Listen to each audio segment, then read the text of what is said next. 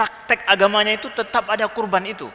Begitu kata sejarawan dan juga antropolog. Contoh misalkan, dalam praktek bangsa Aztec, Meksiko. Jadi dalam praktek agama mereka zaman kuno dulu itu, ya, Aztec, ya, mereka meyakini bahwa ya, matahari itu bersinar itu dengan darah manusia. Jadi supaya si matahari itu terus bersinar terang untuk bumi ini, maka setiap tahun harus ada darah manusia yang dikorbankan. Jadi mereka ada praktek mengorbankan manusia, darah manusia untuk itu. Nah, kemudian ada orang Inka juga. Orang Inka mereka juga ya mengorbankan manusia demi untuk apa? Demi untuk jauh daripada bencana. Jadi aneh ya, justru yang jadi korban manusianya. Ya, manusia jadi korban. Padahal korban yang pertama sekali anak Adam bukan manusia, tapi apa? Hasil panen, hasil ternak. Itu adalah merupakan usaha pertama, hasil pertama yang dibuat oleh manusia dari sejak Nabi Adam sampai hari ini. Itu adalah merupakan hasil kerja manusia dari zaman dulu sampai saat ini. Tidak ada namanya korban manusia.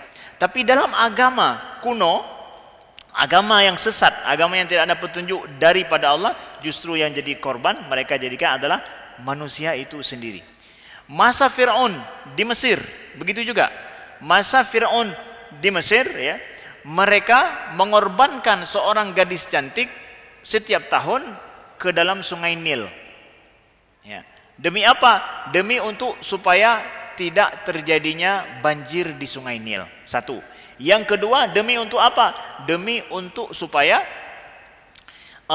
sungai Nil ini ya, selalu penuh, naik airnya sesuai dengan waktu masa mereka bercocok tanam. Jadi supaya tepat waktunya masa cocok tanam, kemudian juga airnya cukup. Nah, jadi mereka mengorbankan seorang gadis. Itu ya, masa Mesir kuno. Kemudian aneh lagi ya, pada masa Mesir kuno, masa Fir'aun ya, itu kalau ada satu raja Mesir yang meninggal, puluhan daripada pengawal dan orang yang selama ini menjadi yang menjadi orang dekat dengan Fir'aun itu ya, dengan raja Mesir, staf ahlinya kah, penasehatnya kah, kemudian kepala-kepala dinas yang dia angkat, itu semua harus dikuburkan bersama dengan dia. Yang menyajadeh lagi nya hana totem je kepala staf ahli mentirobe. Ya. Harus dikuburkan bersama dengan dia. Kenapa? Keyakinan mereka bahwa nanti supaya ada orang yang melayani dia di alam sono. Ya, di alam sananya, di alam kuburnya. Ada keyakinan agama mereka pada saat itu seperti itu. Manusia yang dikorbankan, yang masih hidup dikorbankan. Di Jepang juga begitu. Di Jepang, di sungai yang deras ya, supaya bisa mereka buat jembatan pada saat itu, kemudian juga supaya tidak menelan supaya airnya tenang, juga mereka mengorbankan. Ada seorang manusia yang dikorbankan supaya air sungai itu bisa seperti biasa dan mereka bisa buat jembatan.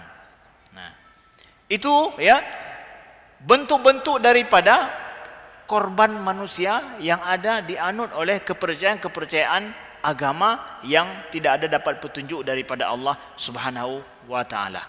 Nah, lalu kita lihat di dalam Al-Qur'an Allah sebutkan kisah Nabi Ibrahim. Nah, sehingga ada yang bilang bahwa ini apa yang ada korban dalam ada binatang ternak yang dikorbankan dalam agama orang Islam, ini adalah tak jauh beda juga dengan apa yang ada pada zaman-zaman dulu yang ada korban-korban yang meminta darah. Ya, ibaratkan darah itulah yang paling penting ya daripada korban ini. Kita lihat Al-Qur'an dengan jelas menyatakan bahwa menapik bahwa bukan darahnya.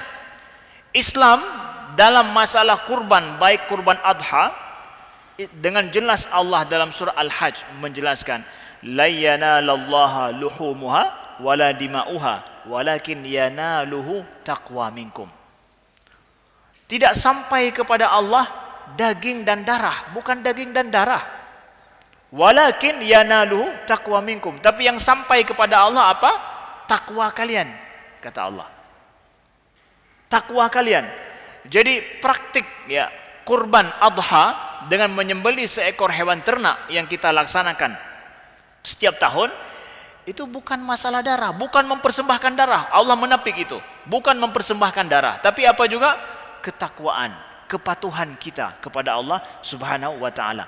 Dari sejak awal masa anak Nabi Adam yang berkurban dengan hewan ternak yang diterima oleh Allah, ya, ketakwaanlah yang menjadikan kurban dia diterima oleh Allah.